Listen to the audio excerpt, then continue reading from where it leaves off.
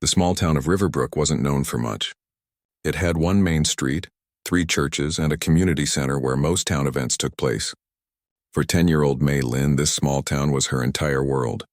And in this world, Tuesday and Thursday afternoons meant one thing: piano lessons with Mrs. Harriet. May didn't ask for piano lessons. They were her mother's idea, like most structured activities in her life. "My daughter will learn discipline," her mother would tell neighbors at the grocery store, a hand firmly on May's shoulder.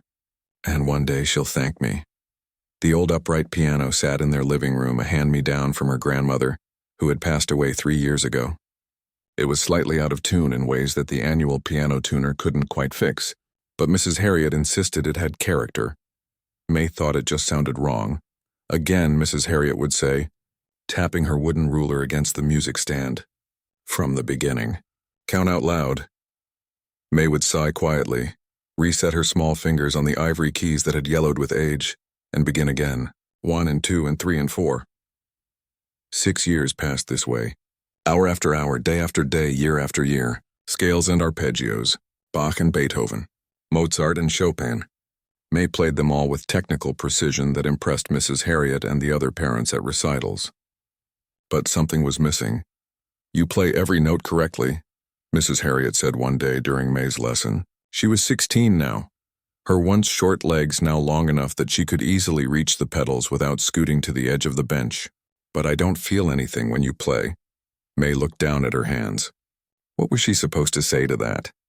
That she practiced because she had to? That she performed at recitals because it was expected? That she didn't know what it meant to feel music? Mrs. Harriet, now in her 70s with silver hair always pinned in a neat bun, studied May's face. "Do you enjoy playing, May?" The question caught her off guard. No one had ever asked her that before. Did she enjoy it? She thought about the hours spent at the piano when she could have been with friends. The summer afternoons indoors practicing when sunshine beckoned through the windows. The calluses on her fingertips that never quite went away. "I don't know," May answered honestly. Mrs. Harriet nodded slowly, as if she'd expected this answer. "The annual town recital is in 3 weeks," she said, closing the difficult Rachmaninoff piece they'd been working on. She pulled out a different sheet of music from her bag. "I want you to play this instead." May looked at the sheet music in disbelief. "But this is a beginner's piece." Indeed, it was a simple folk melody, something she could have played when she was 11. The notes were basic, the rhythm straightforward. There were no challenging runs, no complex chord progressions, nothing to showcase the technical skills she'd spent years developing. "I've been practicing the Rachmaninoff for months," May protested, feeling heat rise to her cheeks. "Everyone's expecting me to play it. My mother's already told the whole town." Mrs. Harriet placed her weathered hand on top of May's. "Trust me on this. Sometimes we need to strip everything away to find what's underneath." May went home that day confused and embarrassed. How could she tell her mother that after 6 years of lessons, she'd be performing a piece a child could play? Her mother, who bragged about her daughter's accomplishments to anyone who would listen. Her mother, who had sacrificed to pay for those lessons when money was tight. That evening, May set the simple folk tune on the piano and played through it once. It took all of 2 minutes. Her fingers felt almost insulted by the simplicity of it. "What's that?" her mother asked, pausing in the doorway with a basket of laundry. "My recital piece," May mumbled, waiting for the explosion. Her mother set down the laundry basket and came closer, her brow furrowed. "That's not the piece you've been practicing. Mrs. Harriet changed it today. She wants me to play this instead." Her mother took the sheet music, studied it, then looked at May with confusion. "But this is... Why would she give you something so simple? Did you do something wrong?" "No," May said, though she wasn't entirely sure. "She said something about feeling the music." Her mother handed the sheet music back with a disapproving frown. "I'll talk to her tomorrow." "This isn't right. After all the work you've put in..." "Mom, please don't," May interrupted, surprising herself with her firmness. "Let me handle this." That night, after her parents had gone to bed, May crept back to the piano. The house was quiet except for the occasional creak of the old floorboards and the distant hum of the refrigerator. She placed her fingers on the keys but didn't press down. What did Mrs. Harriet mean about feeling the music? May closed her eyes, trying to remember when she had first started playing. Before the competitions and recitals. Before the pressure and expectations, there had been a moment, hadn't there? A moment when she'd first made music and felt something stir inside her. She began to play the simple folk tune again, but this time, she didn't focus on getting every note right. Instead, she listened. Really listened. The melody was wistful, almost sad, like someone remembering a distant, happy memory. Without thinking, May added a little embellishment, a grace note here, a slight variation there. Then she played it again, adding more, letting her fingers explore the keyboard in ways they never had during her structured practice sessions. For the first time in years, she lost track of time at the piano. Her fingers moved of their own accord, transforming the simple melody into something richer, deeper. The folk tune became a framework, a skeleton upon which she built layers of emotion and complexity. When she finally stopped, her cheeks were wet with tears she hadn't realized she'd been crying. The next day at her lesson, Mrs. Harriet noticed something different immediately. "You've been playing," she said, a knowing smile on her face. May nodded. "I changed it a little." "Show me." With hesitation at first, then with growing confidence, May played her version of the folk tune. It started simply, as written, but then blossomed into something entirely her own. When she finished, she looked up at Mrs. Harriet, unsure what to expect. The older woman's eyes glistened. "That," she said softly, "is what I've been waiting 6 years to hear." Over the next 3 weeks, May practiced differently than she ever had before. Instead of drilling difficult passages until her fingers ached, she explored. She experimented. She played with the folk tune like it was clay to be molded rather than a fixed set of instructions to follow. Her mother remained skeptical. "You practice less now," she observed one evening, "but you seem to enjoy it more." May didn't know how to explain that she was doing more than practicing. She was discovering. Something had awakened in her. Something that had been dormant for years beneath layers of obligation and routine. The day of the recital arrived with its usual flutter of nerves and excitement. The community center was filled with familiar faces, neighbors, schoolmates, teachers, and parents. May peeked through the curtain and saw her mother sitting in the third row back straight, hands folded in her lap. Mrs. Harriet gathered the students backstage. "Remember," she told them, "music isn't about impressing people. It's about moving them." May nodded, understanding for the first time what her teacher had been trying to tell her all these years. The recital progressed as it always did, younger students playing simple pieces with mistakes and occasional memory lapses, older students performing more complex works with varying degrees of success. Parents applauded enthusiastically for each one. Then it was May's turn. As she walked to the grand piano at center stage, she felt a strange calm settle over her. The spotlight was warm on her skin. The audience's hushed expectation hung in the air. She sat down, adjusted the bench, and placed her hands on the keys. In that moment, she made a decision. She wouldn't play the piece exactly as she'd practiced it at home. She would play it as she felt it right now, in this moment on this stage. With a deep breath, May began to play the simple tune that would change everything. No one in Riverbrook knew about May's secret. Not her friends at school. Not her parents who slept down the hall. Not even Mrs. Harriet, who had taught her for 6 years. Every night, long after her parents went to bed, May would sneak downstairs to the piano. She'd place a folded blanket inside the instrument to muffle the sound, and with only the soft glow of moonlight through the window, she would play. It started 3 years ago, on a night when she couldn't sleep, frustrated with a piece that wasn't coming together during her regular practice. She had gone downstairs just to try a few measures, but instead of playing what was written, her fingers had wandered. She found herself making up her own melody, something that felt like the restlessness inside her. That first time, she played for only 10 minutes before getting scared her parents would wake up. But nothing happened. So the next night, she tried again, and the night after that. Soon, these midnight sessions became the only time May truly enjoyed playing. During the day, she dutifully practiced what Mrs. Harriet assigned, technically perfect but emotionally empty. But at night, the piano became something else entirely. It became hers. May discovered she had a gift for improvisation. She could take a simple tune, a nursery rhyme, a folk song, even a pop melody she heard on the radio, and transform it. Sometimes she made it sad, sometimes playful, Sometimes it became something that had no name but felt like the thoughts she couldn't say out loud. She never wrote any of it down. Never recorded it. Never told anyone. It was her secret world, and somehow keeping it private made it more special, more real. Now sitting at the grand piano on the recital stage, May felt two distinct parts of herself at war. The obedient student who should play exactly what was expected, and the nighttime pianist who knew music could be so much more. The audience waited. She could feel her mother's expectant gaze. Mrs. Harriet stood at the side of the stage, a gentle smile on her face.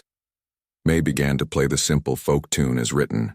Her fingers moved automatically through the first phrases, the melody sweet but plain.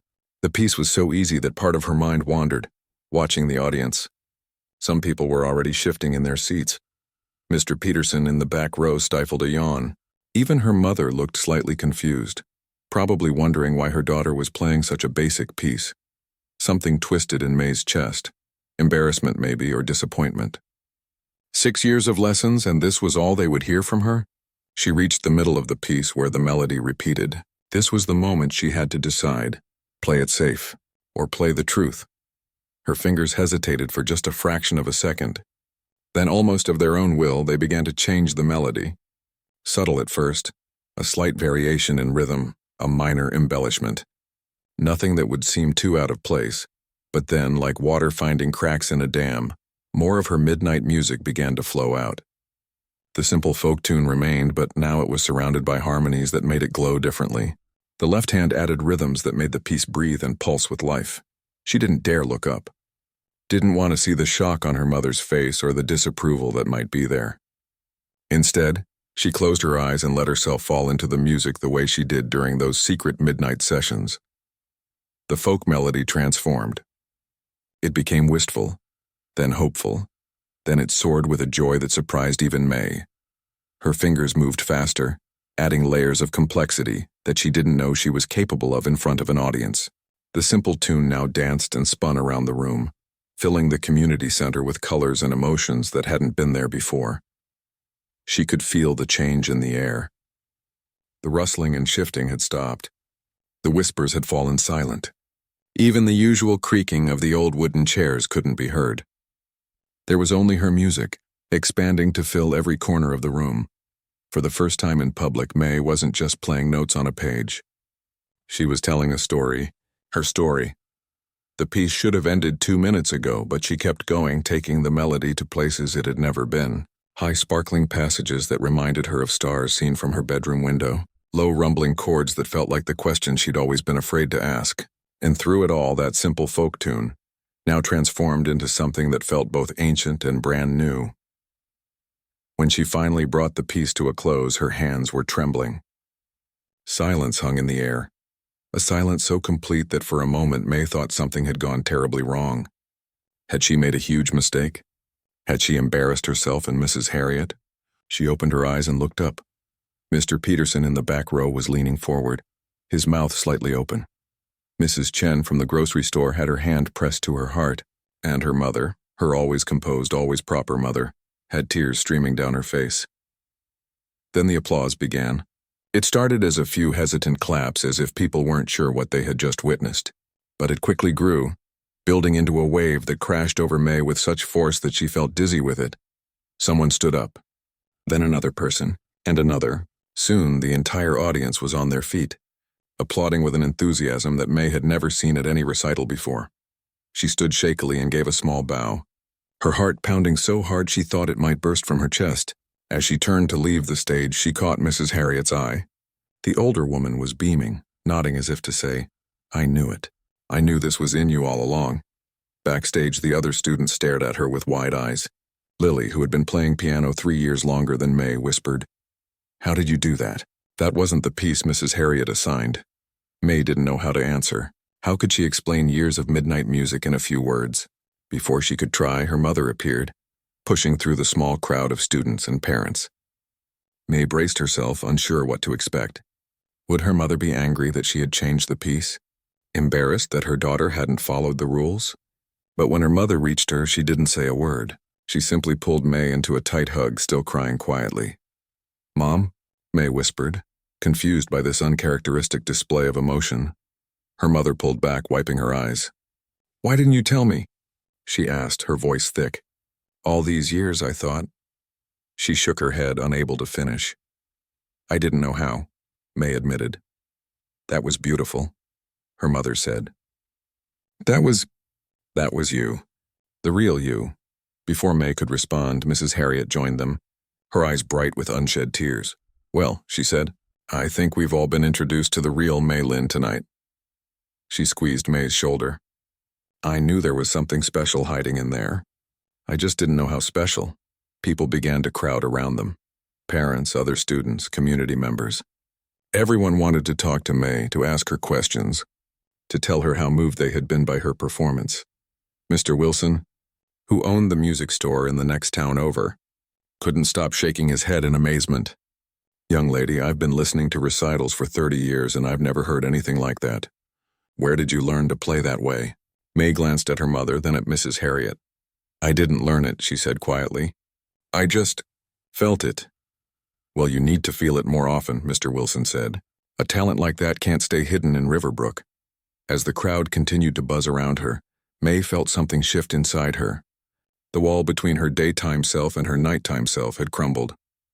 The secret was out, and instead of feeling exposed or vulnerable, she felt free. For 6 years, she had been two different people. The dutiful piano student who practiced scales and arpeggios, and the secret midnight musician who created beauty in the dark. Now finally, those two people had become one. She didn't know what would happen next. She didn't know how this night would change her life. But as she stood there, surrounded by the warmth of recognition and the joy of being truly seen for the first time, May knew one thing for certain: she would never hide her music again. The week after the recital passed in a blur for May. She went from being just another piano student in Riverbrook to something of a local celebrity. People stopped her parents in the grocery store to talk about her performance. Her classmates, who had never shown much interest in her piano playing before, now looked at her differently in the school hallways. "Is it true you made up that whole piece on the spot?" asked Tina, a girl who had barely spoken to May all year. "Not exactly," May explained, still uncomfortable with all the attention. "There was a basic melody I was supposed to play. I just changed it." "Well, it was amazing," Tina said. "My mom cried, and she never cries at those recitals."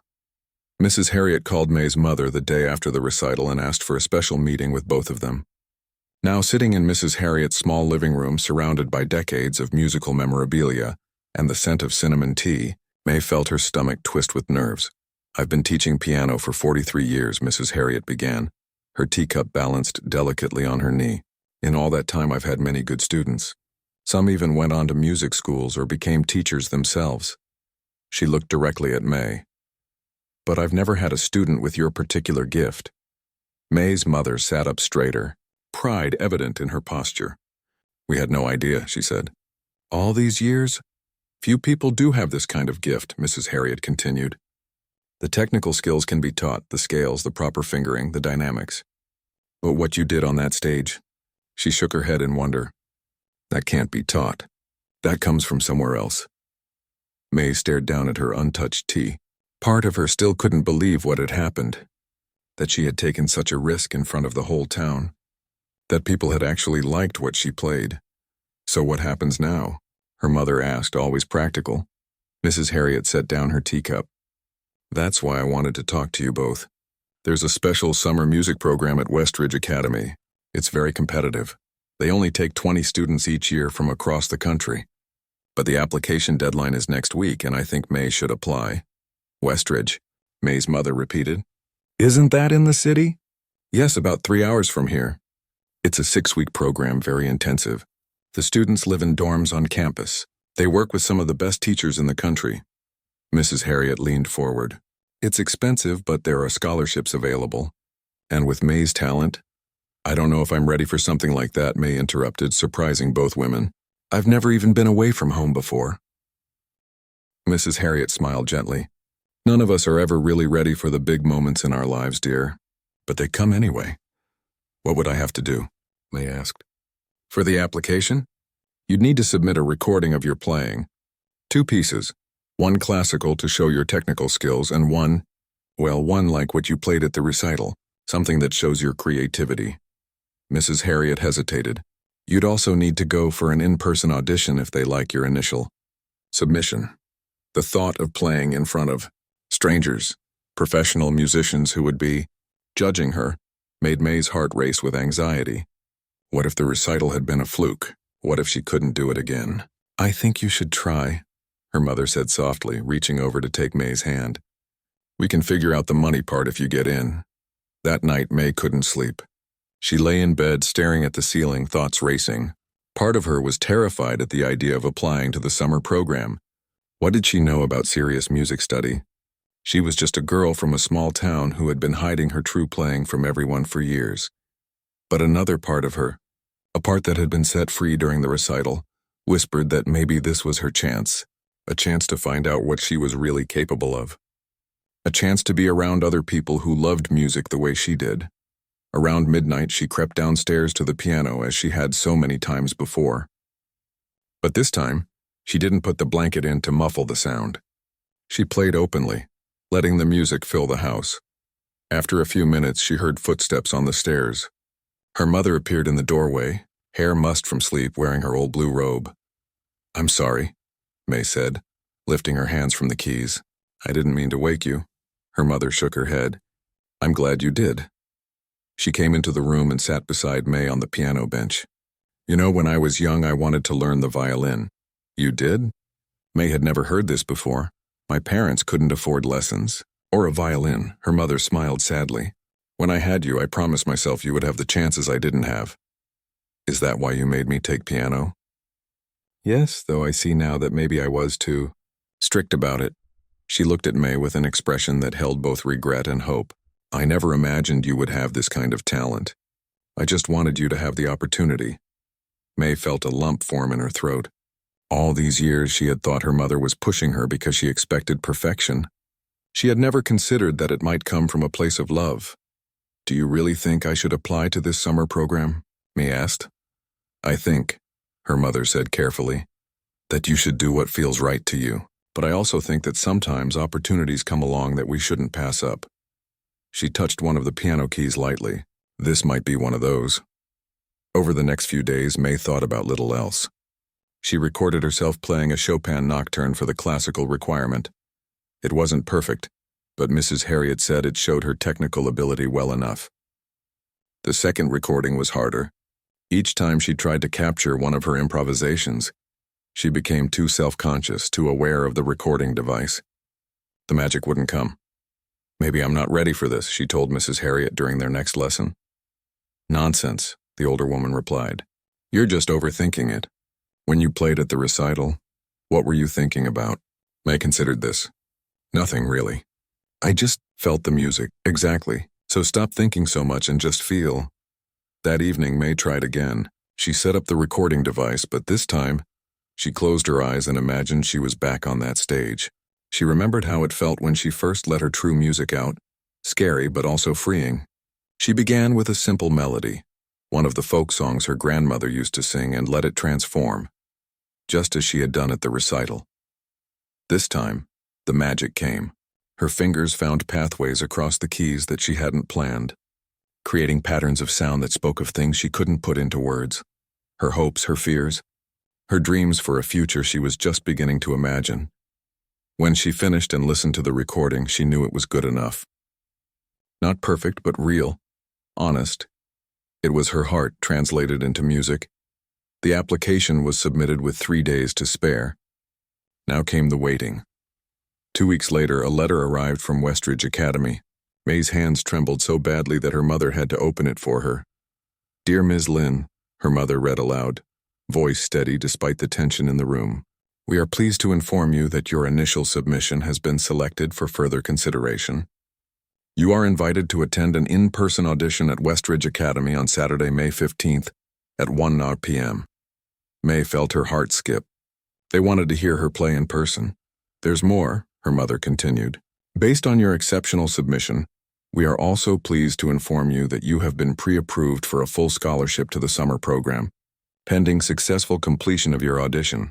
A full scholarship? May whispered, hardly believing it. Mrs. Harriet, who had come over to hear the news, clapped her hands together. I knew it. I told you they would recognize your talent. But I still have to do the audition, May said, the anxiety already building in her chest. What if I can't do it again? What if I freeze up? You won't, Mrs. Harriet said with firm confidence. Because this time you'll be prepared. We have 3 weeks and we're going to use every minute of them. Those 3 weeks were the most intense of May's life. She practiced more than she ever had before, but differently now. Mrs. Harriet didn't focus on drilling technical exercises. Instead, she helped May explore her improvisation skills, teaching her about different styles and musical forms that could give structure to her natural creativity. The technical foundation we built over the years, that's what makes this possible, Mrs. Harriet explained. But what will set you apart is your voice, your unique way of speaking through the music. As the audition day approached, May felt a strange mix of terror and excitement. This wasn't just about a summer program anymore. This was about taking a first step toward a future she had never imagined for herself. The night before they were set to drive to the city, May sat at the piano one last time. Her mother and father sat on the couch, listening as she played through the pieces she had prepared. When she finished, her father, who rarely commented on her playing, cleared his throat. "Whatever happens tomorrow," he said, "we're already proud of you." May nodded, unable to speak past the emotion clogging her throat. Tomorrow would change everything one way or another, and for the first time in her life she was ready to embrace that change, whatever it might bring. Westridge Academy was nothing like Riverbrook. The buildings were tall and made of stone, with ivy climbing up the walls and large windows that gleamed in the morning sun. As they pulled into the parking lot, May felt like she had stepped into another world, a world where she didn't belong. "It's so big," she whispered. Clutching her folder of sheet music to her chest, her mother squeezed her hand. "You'll be fine. Just remember what Mrs. Harriet told you." Mrs. Harriet had wanted to come with them, but she had twisted her ankle 2 days before and couldn't make the 3-hour drive. "Play from your heart," she had told May during their final lesson. "Don't think about impressing them. Think about moving them." Now walking across the perfectly manicured lawn toward the music building, May tried to keep those words in mind, but her heart was pounding so hard she could feel it in her fingertips. What was she doing here? These people were serious musicians. She was just a girl who played in the dark. Inside the building, a woman with kind eyes and silver-streaked hair greeted them at a reception desk. "You must be May Lin," she said with a warm smile. "We've been looking forward to meeting you." May managed a small nod, too nervous to speak. "The auditions are running in room 108. You're scheduled for 1 o'clock, but you're welcome to wait in the practice room next door until then. There's a piano there if you'd like to warm up." May checked the time, 12, 15, 45 minutes to wait. 45 minutes for her nerves to build. The practice room was small but beautiful, with a glossy black upright piano in the corner and sound-absorbing panels on the walls. May sat at the piano bench and placed her trembling hands on the keys. The piano was perfectly in tune, unlike her old one at home, and the keys moved with a smoothness she wasn't used to. She began her warm-up scales, letting her fingers remember their training. Up and down, up and down. The familiar patterns were comforting, like an old friend in this strange place. A soft knock on the door made her jump. A tall man with wire-rimmed glasses poked his head in. "Sorry to interrupt," he said. "I'm Professor Chen, one of the judges for today's auditions. I just wanted to check if you need anything before we start." "No, I'm fine," May said, her voice barely audible. He smiled kindly. "First time at an audition like this?" She nodded. "Everyone feels nervous, even the students who've been playing since they could walk." He stepped into the room. "Can I give you a piece of advice?" "Please," May said, desperate for anything that might help. "When you go in there, forget about the judges. Forget about the scholarship. Forget about everything except the music." He gestured to the piano. "It's just you and this instrument having a conversation. The rest of us are just lucky enough to overhear it." Something about his words eased the tight knot in May's chest. "Thank you," she said, meaning it. He nodded and left, closing the door softly behind him. May spent the next half hour running through her pieces, not playing them fully but touching on the parts that needed the most attention. Then, when there were just 10 minutes left, she closed her eyes and did something Mrs. Harriet had taught her. She imagined the music as colors and shapes, as feelings and memories. She let it fill her mind until there was no room for fear. At exactly 1 o'clock, the silver-haired woman came to get her. "They're ready for you now," she said. The audition room was larger than May had expected, with high ceilings and a grand piano on a small raised platform. 5 people sat at a table facing the piano, 3 men and 2 women, all watching her with curious eyes. May recognized Professor Chen, who gave her an encouraging nod. "Mei Lin," said one of the women, a slender person with bright red glasses. "Welcome to Westridge. We've all been quite intrigued by your submission. I'm Professor Winters, the head of the summer program." She gestured to the piano. "Whenever you're ready."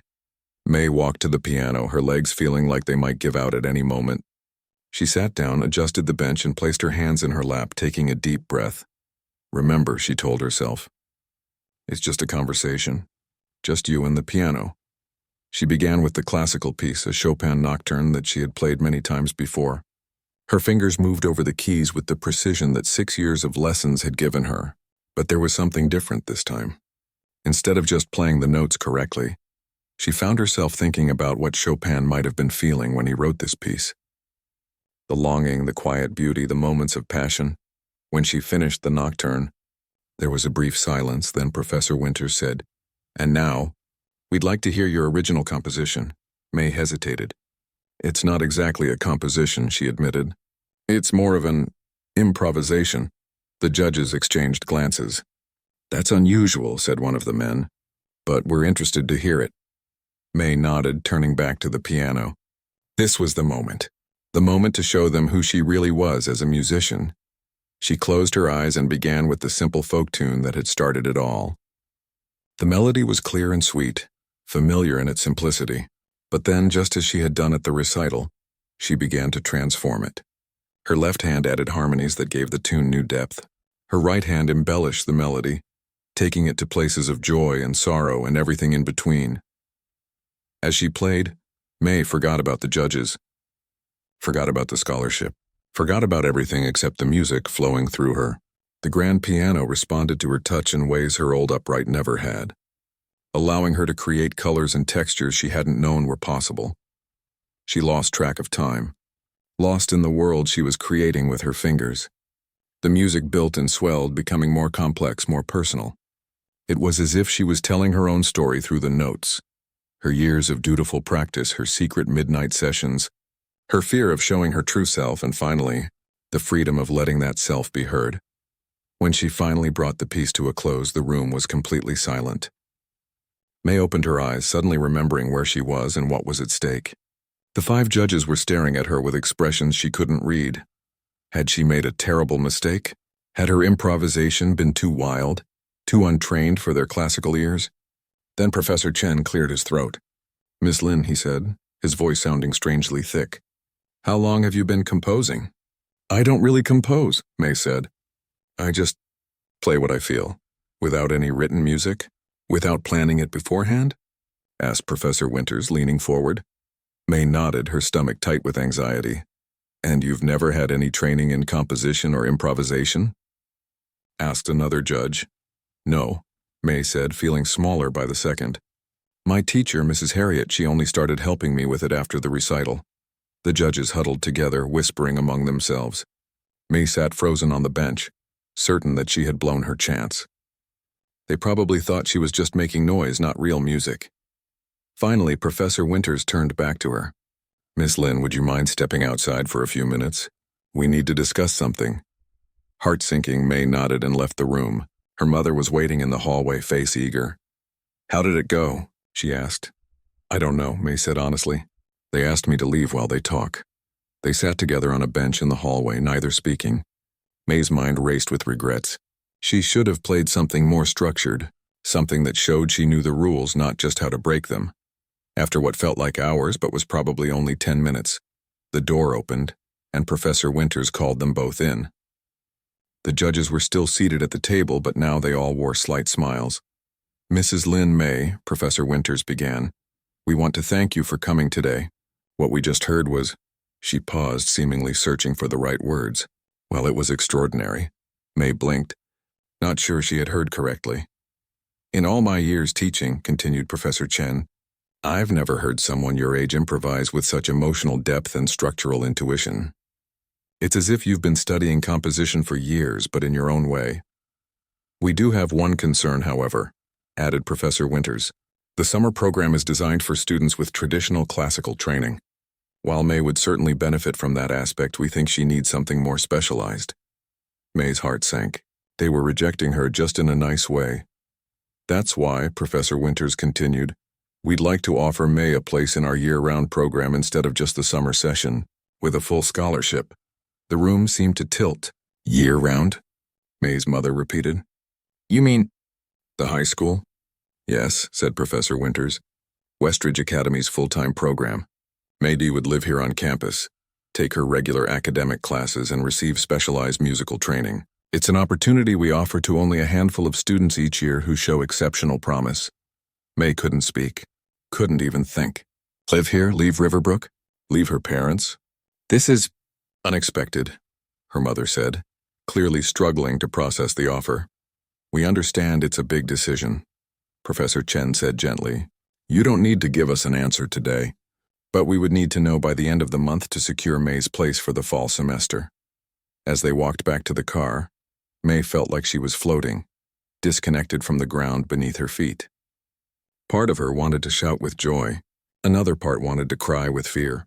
What do you think? Her mother asked as they drove away from the campus. May looked back at the stone buildings growing smaller in the distance. I don't know, she said honestly. It's so far from home. Her mother nodded, eyes on the road. It is, but sometimes the right path takes us far from where we started. As they drove back toward Riverbrook, toward the only life May had ever known, she thought about the piano in that beautiful audition room, about the way it had responded to her touch, about the feeling of being truly heard by people who understood what she was trying to say through her music. For the first time, she could see a future she had never imagined for herself.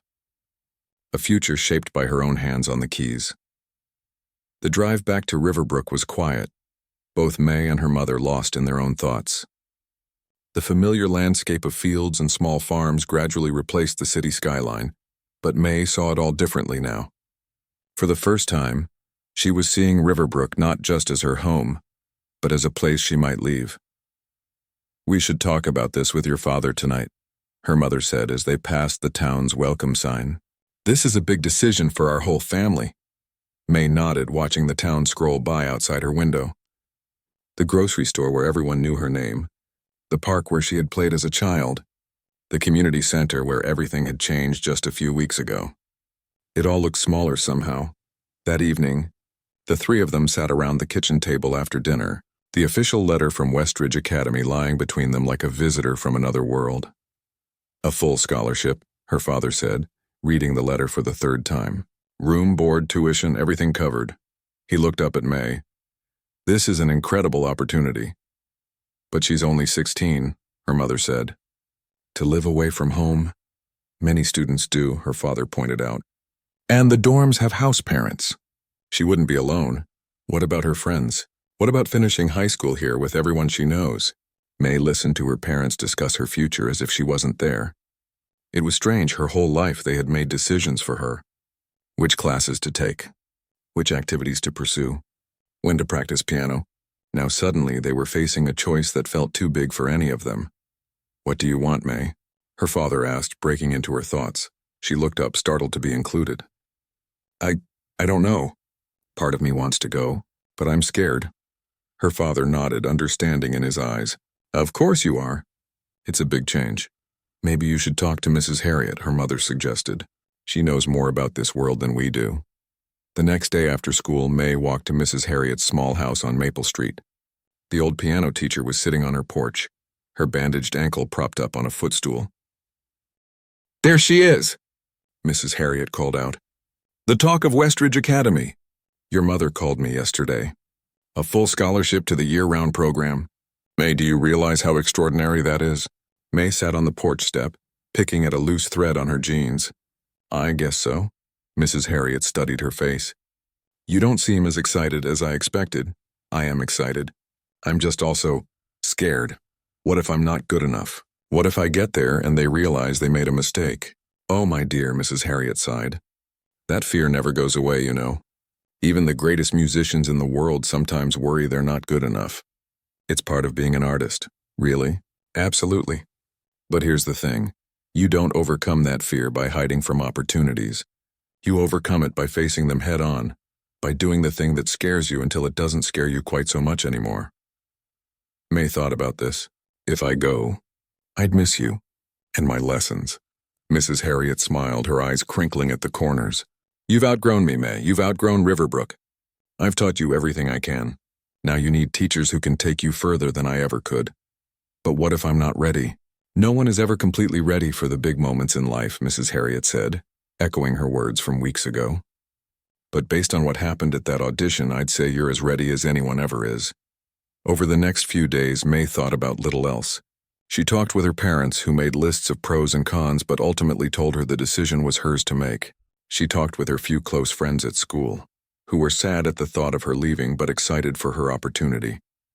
She even talked with Mr. Peterson, who had been at her recital and had played piano himself in his youth. I had a chance like yours once, he told her, as she bagged his groceries at her weekend job. Didn't take it. Always wondered what might have happened if I had. But mostly, May sat at her piano at home playing in the dark and the light, letting her fingers ask and answer the questions her mind couldn't resolve. 1 week before the deadline to accept or decline Westridge's offer, May's parents told her they wanted to take her somewhere special for dinner. They drove to the next town over, to a restaurant fancier than any they had visited before. What's the occasion? May asked as they were seated at a table with a white tablecloth and more silverware than she knew what to do with. Her parents exchanged glances. We wanted to talk to you about Westridge, her mother said. We've been doing a lot of thinking. May's stomach tightened. Were they going to tell her she couldn't go after all? We know this is your decision, her father continued. But we want you to know that whatever you choose, we support you completely. If you want to stay in Riverbrook, finish high school here with your friends, that's fine, her mother added. But if you want to go to Westridge, we'll make it work, her father finished. We can drive to see you on weekends sometimes. You can come home for holidays. And we'll be at every concert, her mother said, reaching across the table to squeeze May's hand. Every single one. May felt tears prick at her eyes. All her life, she had thought her parents wanted her to play piano for their own reasons, to fulfill dreams they had for her, to make them proud, to give her the opportunities they never had. But sitting there, seeing the love and support in their faces, she realized something important. They had started her on this path, yes, but they were willing to let her choose where it led. I want to go, she said, the words coming out before she had fully formed the thought. But as soon as she said them, she knew they were true. I want to see what I can become. Her parents' eyes shone with a mixture of pride and sadness. Then that's what you'll do, her father said simply. The day May left for Westridge was bright and clear, the kind of late summer day that hinted at fall just around the corner. Her bags were packed in the trunk of her parents' car. Her room at home looked strangely bare without the little touches that made it hers. Before they left, May made one last stop. Mrs. Harriet was waiting on her porch, a small wrapped package in her hands. I couldn't let you go without saying goodbye, the old piano teacher said, pressing the package into May's hands. And giving you this. May unwrapped it carefully. Inside was a beautiful leather-bound notebook, its pages blank and waiting. For your compositions, Mrs. Harriet explained. It's time you started writing them down, sharing them with the world. May hugged her teacher tightly.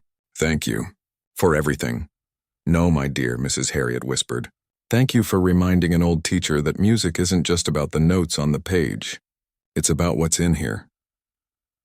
She placed her hand over May's heart. The drive to Westridge was both shorter and longer than May remembered. As they pulled up to the campus, she saw other families unloading cars, other students her age looking both excited and terrified. She wasn't alone in this new beginning. The dorm room was small but bright with a view of the campus quad. Her roommate, a violinist from across the country, hadn't arrived yet. May's parents helped her unpack, hanging clothes and arranging books, filling the empty space with pieces of home. When it was time for them to leave, May walked them back to their car. The goodbye was tearful but quick. All of them knew that dragging it out would only make it harder. Call us tonight, her mother said, hugging her fiercely. Let us know how your first day goes. And every week after that, her father added, his voice gruff with emotion. I will, May promised. She stood watching as they drove away, feeling a curious mixture of sadness and excitement.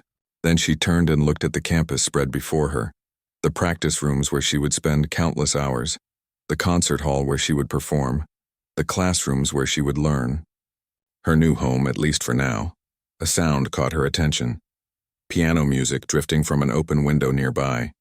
Without thinking, May followed it, drawn to the familiar language she understood better than any other. The music led her to a small practice room in the arts building, where a boy about her age was playing a piece she recognized, one of Debussy's more challenging works. She stood in the doorway, listening. He was good, technically precise, with a nice sense of dynamics, but May could hear that he was playing exactly what was on the page, nothing more. He looked up, startled to see her there. "Sorry," he said, lifting his hands from the keys. "Did you have this room reserved?" May shook her head. "No, I heard you playing. It sounded nice," he smiled, a little uncertain. "Thanks. I'm Jen, first year." "Me too," May said. "I'm May. Piano?" he asked, gesturing to the instrument. She nodded. Would you like to hear something?" He scooted over on the bench, making room for her. May sat down, placed her hands on the keys and began to play. Not a classical piece, not something from a book, but a melody that came from within her, that spoke of home and leaving, of endings and beginnings, of fear and hope and everything in between. And as she played in a practice room far from Riverbrook, with a stranger beside her and a world of possibilities ahead, May knew that this was just the first note of a much longer song.